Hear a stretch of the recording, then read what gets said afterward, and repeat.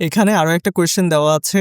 একটা হেক্সাডেসিমাল সংখ্যাকে অক্টালে নিতে হবে, অক্টাল থেকে আবারও হেক্সাডেসিমালে নিতে হবে এবং চেক করতে হবে আমরা সেম সংখ্যাটা পাচ্ছি কিনা।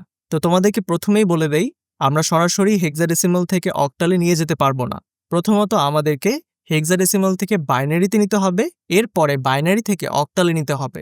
আমাদেরকে যেহেতু প্রথমে হেক্সাডেসিমাল সংখ্যাটিকে বাইনারিতে রূপান্তর করতে হবে, তাই বাইনারিতে রূপান্তর করার জন্য হেক্সাডেসিমালের ক্ষেত্রে 2 এর ধারাটা আমরা এখানে লিখলাম। এখন আমরা যদি হেক্সাডেসিমালের 2কে বাইনারিতে প্রকাশ করতে চাই, 2 এর নিচে 1 দিব। এখন যদি আমরা হেক্সাডেসিমালের 9কে বাইনারিতে নিতে চাই, আমরা জানি 8 আর 1কে যোগ করলে আমরা 9 পাবো, তাই এদের নিচে আমরা 1 দিলাম।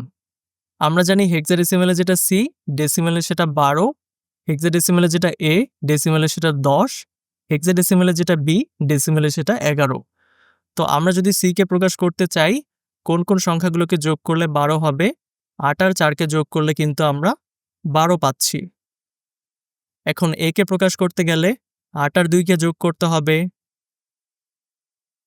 আমরা যদি বি কে প্রকাশ করতে চাই, 8কে, 2কে এবং 1কে যোগ করতে হবে, বি কে পেয়ে যাব। এখন বাইনারি সংখ্যাগুলোকে যদি আমরা অনুরূপ জায়গায় বসাই, আমরা 2 এর জায়গায় বসাবো 0010কে, 9 এর জায়গায় 1001কে, সি এর জায়গায় 1100কে, এ এর জায়গায় 1010কে, বি এর জায়গায় 1011কে। এখন আমরা যেহেতু অক্টালে নিতে চাচ্ছি, পূর্ণাংশের ক্ষেত্রে পেছন দিক থেকে সামনের দিকে 3টা বাইনারি বিটের সেট বানাবো, এরপরে সামনের দিকে 3টা বাইনারি বিটের সেট বানাবো, এরপরে আরও সামনে যাব, সেট বানাবো, আরও সামনে যাব, সেট বানাবো। ভগ্নাংশের ক্ষেত্রে আমরা দশমিকের পর থেকে 3টা বাইনারি বিটকে নিয়ে সেট বানানো শুরু করব। 101 আমরা একটা সেট পেলাম, 010 একটা সেট পেলাম, 110 আমরা একটা সেট পেলাম, এবং এই জিরোটা কেন দিয়েছে আশা করি বুঝতে পারছো। এখন এই বাইনারি সংখ্যাগুলো থেকে যদি আমরা অক্টালে যেতে চাই, অক্টালে যাওয়ার জন্য 2 এর ধারা লিখতে হবে। আমরা যদি প্রথম থেকে সংখ্যাগুলোকে এখানে বসাই, 001 এই সংখ্যার জন্য অক্টালে পাবো 1, 010 এই সংখ্যার জন্য আমরা অক্টালে পাবো 2, 011 এর জন্য আমরা অক্টালে পাবো 3, 100 এই অংশের জন্য আমরা অক্টালে পাবো 4, 101 এই অংশের জন্য আমরা অক্টালে পাবো 5, 010 এর জন্য আমরা অক্টালে পেয়েছিলাম 2, 110 এর জন্য আমরা অক্টালে পাবো 6। এখন এই সংখ্যাগুলোকে আমরা অনুরূপ জায়গায় বসাই। অনুরূপ জায়গায় বসালে 001 এর জন্য পাচ্ছি 1, 010 এর জন্য আমরা পাচ্ছি 2, 011 এর জন্য আমরা পাচ্ছি 3, 100 এর জন্য আমরা পাচ্ছি 4, 101 এর জন্য আমরা পাচ্ছি 5, 010 এর জন্য 2, 110 এর জন্য 6। এই সংখ্যাটা আমরা অক্টালে পেলাম। এখন আমরা যদি অক্টাল থেকে হেক্সাডেসিমালে যেতে চাইতাম, প্রথমত আমাদেরকে বাইনারিতে কনভার্ট করতে হতো। বাইনারি ফর্মগুলোকে আমরা অনুরূপ জায়গায় বসাতাম, বসালে আমরা এই ফর্মটা পেতাম।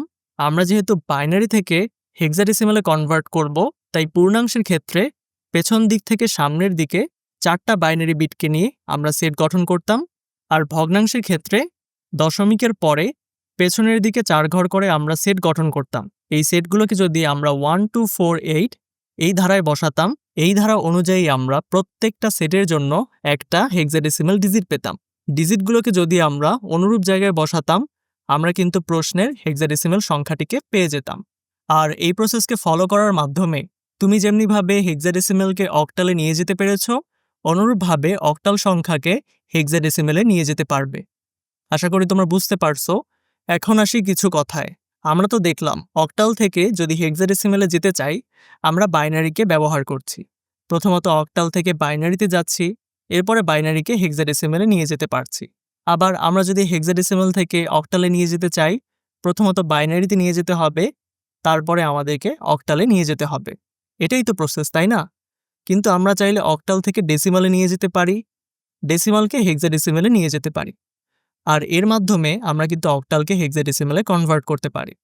আবার আমরা উল্টো কাজটাও কিন্তু করতে পারি, কিন্তু এই বিষয়টা অনেক বেশি জটিল হবে, তাই আমরা কখনো এই প্রসেসকে ফলো করব না। আমরা সবসময় এই প্রসেসকে ফলো করব। আমরা আরেকটা বিষয় কিন্তু দেখেছিলাম, আমরা ডেসিমাল থেকে যে কোনো সংখ্যা পদ্ধতি B1-এ যেতে পারতাম, আবার কিন্তু ডেসিমালে ব্যাক করতে পারতাম। আমরা চাইলে যে কোনো সংখ্যা পদ্ধতি B2-তে কিন্তু যেতে পারতাম, B2 থেকে আবার ডেসিমালে কনভার্ট করতে পারতাম। এই প্রসেসকে ফলো করার মাধ্যমে আমরা কিন্তু যে কোনো সংখ্যা পদ্ধতি b1 কে b2 তে কনভার্ট করতে পারবো। এখন b1 যে কোনো সংখ্যা পদ্ধতি হতে পারে, b2 যে কোনো সংখ্যা পদ্ধতি হতে পারে। আশা করি তোমরা বুঝতে পারছো, কিন্তু এই বিষয়টা অতটা দরকারি না।